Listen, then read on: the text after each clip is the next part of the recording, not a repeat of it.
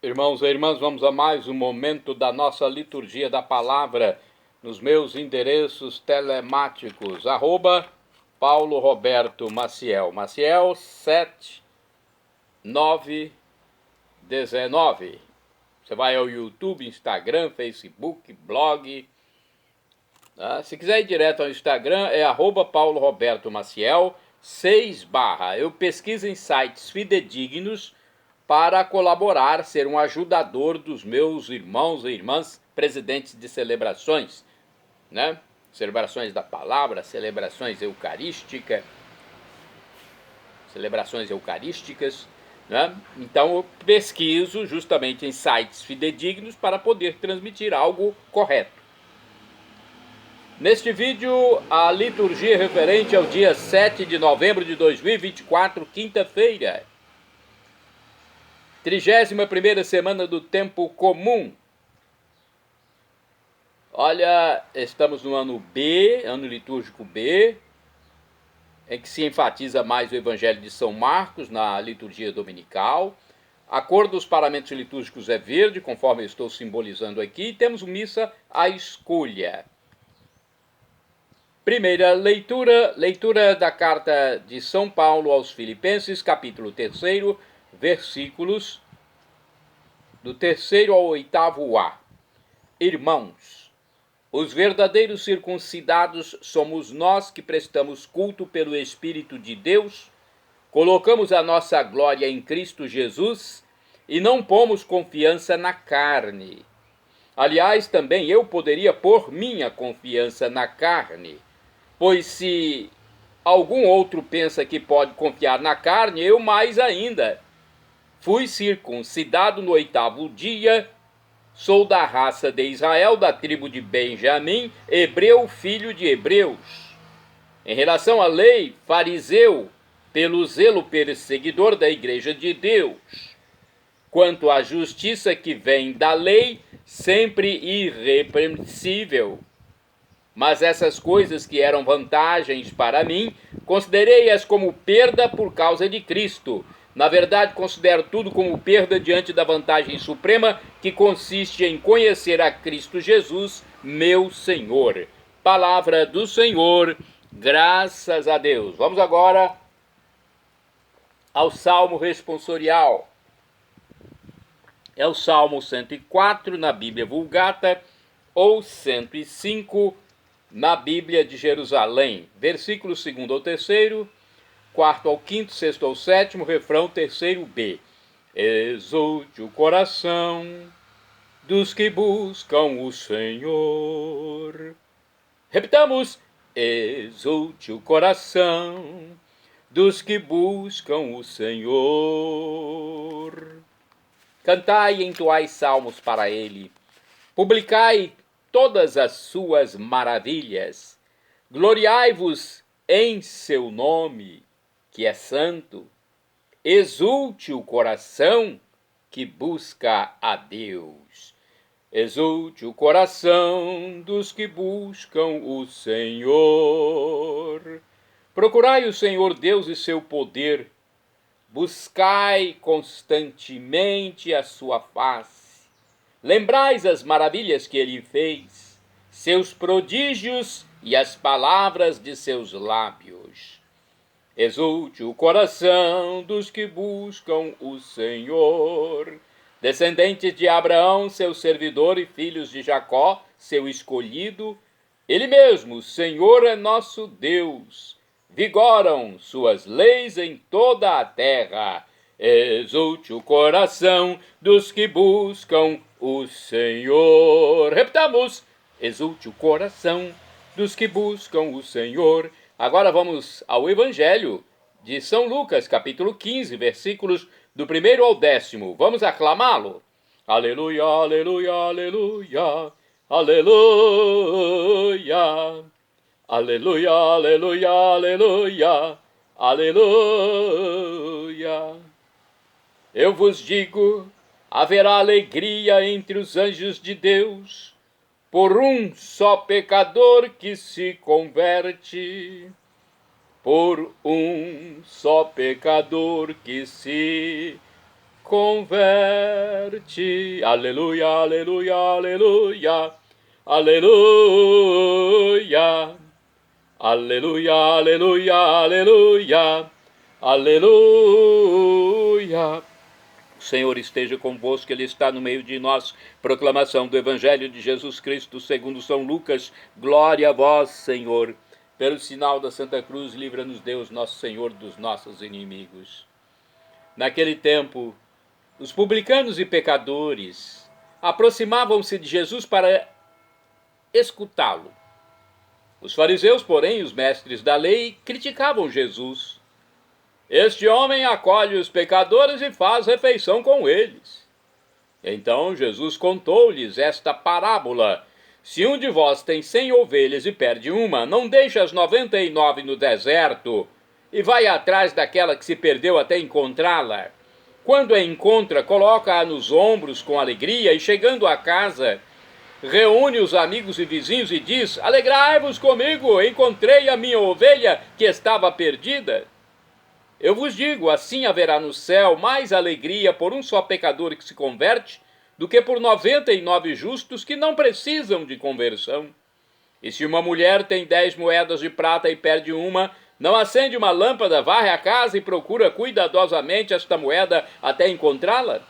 Quando a encontra, reúne as amigas e vizinhas e diz: alegrai-vos comigo, encontrei a moeda que tinha perdido. Por isso eu vos digo, haverá alegria entre os anjos de Deus por um só pecador que se converte. Palavra da salvação, glória a vós, Senhor. Aleluia, aleluia, aleluia, aleluia. Vamos saber um pouco mais sobre este evangelho? Lucas capítulo 15, versículos do 1º ao 10º. Como é bom compreender o ensinamento de Cristo Jesus. O Pai nos dá a oportunidade da salvação até o último momento. Ele vai ao encontro, nem que seja apenas de uma pessoa desgarrada, como a ovelha longe do rebanho. E quem o encontra se alegra intensamente, como a mulher que encontrou a moeda perdida. Os publicanos e pecadores eram desprezados por fariseus, mas nem por isso eram propriamente pecadores, ou pelo menos não eram mais pecadores que os outros. Temos de tomar cuidado, pois posso correr o risco de acusar os outros e não perceber que o que reprova está exatamente em mim também. De repente, podemos pensar que alguns são pecadores demais e não podem ser discípulos de Jesus. Ainda bem que Ele é bom e está pronto a acolher a todos, e por isso também eu posso ter esperança de salvação. A misericórdia e o reino do Senhor estão ao nosso alcance, mas os alcança quem se abre sinceramente à verdade do Evangelho de seu Filho. Vamos a outra reflexão do livro Palavra e Vida, que diz o seguinte: diante deste evangelho, primeiro, podemos pensar que, se quisermos nos aproximar de Deus, precisamos aproximar-nos dos pecadores e dos marginalizados. Aí é que Jesus se situa, justamente porque Deus quer a salvação de todos, preocupa-se mais com os que estão afastados da fé. Se quisermos encontrar Deus, teremos que estender as mãos para o irmão. Segundo, ou podemos simplesmente dar graças a Deus porque se aproximou de nós, pecadores, porque não nos deixou abandonados. Do nosso coração tem que brotar um agradecimento enorme, porque encontramos graça, perdão e misericórdia aos seus olhos.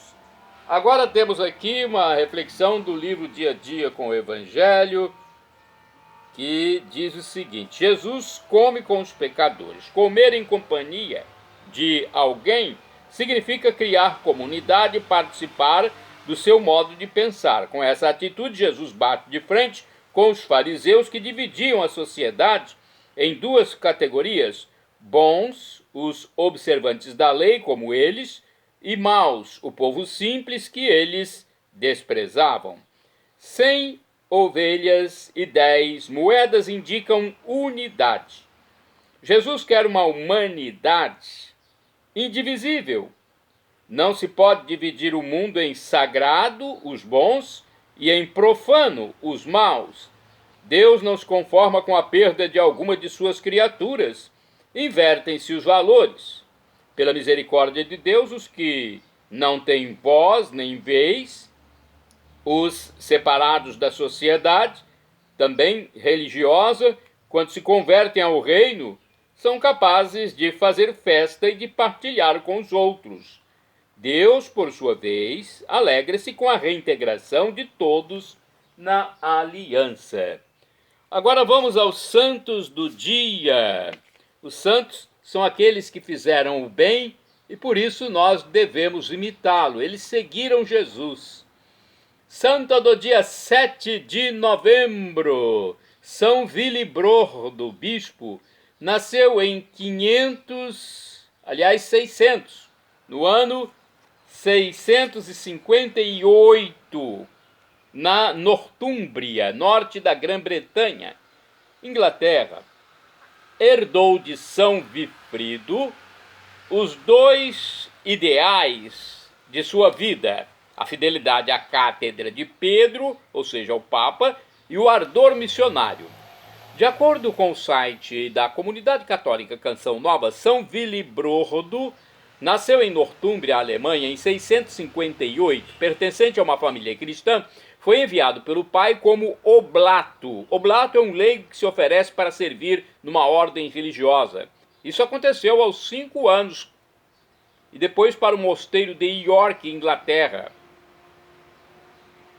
Aliás, na mesma época, para o mosteiro de York, na Inglaterra. Crescido, decidiu dedicar-se ao estado monástico. Decidiu ser um monge. Foi para a Irlanda a fim de aperfeiçoar sua cultura teológica sob a orientação do abade Egberto. Após 9 anos de estudos, foi ordenado sacerdote. No ano de 690, foi enviado como missionário com 11 companheiros para a Frísia, visando a evangelização de bárbaros que viviam na Holanda. Escolhido pelo rei Franco Pepino, foi-lhe confiado como campo de apostolado a região ao leste, onde viviam povos hostis ao evangelho que estavam em frequentes revoltas.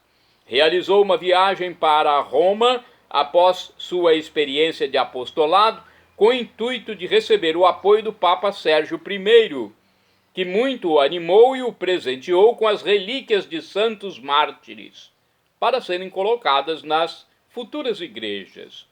Voltou para Roma alguns anos mais tarde a fim de relatar ao Papa seus sucessos, também suas dificuldades e seus planos.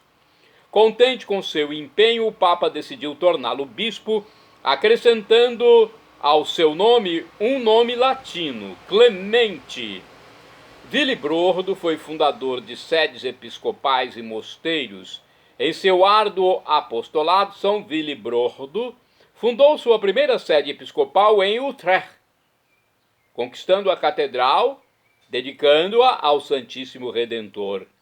Fez progressos na conversão da Frísia e, em seguida, na Dinamarca e na região da Turíngia. Com a morte do rei Pepino, seu protetor, o duque Ratibodo reconquistou parte do território que havia perdido na Frísia, obrigando Willibrordo a se afastar da região, ficando retirado perto de Treves, onde anteriormente havia fundado um mosteiro. Retornou para a Frísia um tempo depois, após a morte de Ratibodo, e ajudou São Bonifácio por alguns anos no apostolado da Alemanha, conseguindo consolidar a evangelização entre os povos do norte da Europa. Descrito por muitos biógrafos como de pequena estatura, Willibrordo foi um homem grandioso em ações, sobretudo um grande organizador com destacado senso de comando. Cansado pelas fadigas apostólicas e debilitado pela idade, foi para o mosteiro de Ertenach, onde faleceu no dia 7 de novembro de 739. Santo do dia 7 de novembro, São Lázaro Estilita, faleceu em 1054. Lázaro viveu durante muitos anos, sobre uma coluna, carregado de cadeias de ferro e alimentando-se apenas de pão e água. Olha, São Lázaro Estilita, do ano 1054.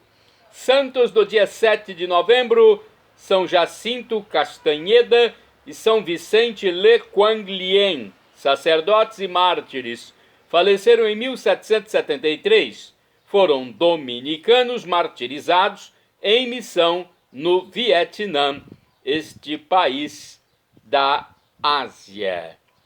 Santo do dia 7 de novembro, São Pedro Vu Guochen. Foi mártir e faleceu em 1814. Ao tomar contato com os missionários, abraçou a fé, abandonou sua profissão de estalajadeiro e tornou-se catequista. Pedro Vu Guochen recusou-se a apostatar e foi o primeiro mártir chinês da perseguição imperial. Olha, outro mártir na Ásia, região da China. Santo do dia 7 de novembro, São Vicente Grossi, sacerdote, faleceu em 1917. De acordo com o site Mission Spasios Padoni.org, Vicente Grossi nasceu em Pisighettone, na província de Cremona, na Itália, em 9 de março de 1845, penúltimo dos 10 filhos de Baldassarre Grossi e Maddalena Capellini, proprietários de um moinho. Cultivando o desejo de se assemelhar ao seu irmão Giuseppe, que frequentava o seminário diocesano, manifestou seu desejo de se tornar sacerdote para os seus pais. Depois de estudar em particular sob orientação do pároco, continuando a ajudar o pai no negócio do moinho, foi admitido no seminário de Cremona, após terminar o ensino médio. Em 22 de maio de 1869 foi ordenado sacerdote. Suas primeiras atribuições foram nas paróquias de San Rocco em Gera de Pisighettone, Sesto Cremonese e Cade Soresini, enquanto seu primeiro mandato como pároco foi em 1873 em Regona, uma aldeia de Pisighettone. Sua santidade comum o fez passar longas horas no confessionário, enquanto ele passava tantas horas na frente do tabernáculo. Sua fama como pregador também o chamou para missões populares. Em 1883 foi enviado como pároco a Vicobellinano, uma paróquia difícil com forte presença metodista. Dos irmãos separados, disse: os metodistas devem entender que eu os amo também, e por isso procurou ser para todos o pau que sustenta e não a vara que fere, com o resultado de que as famílias protestantes mandaram seus filhos para a escola paroquial.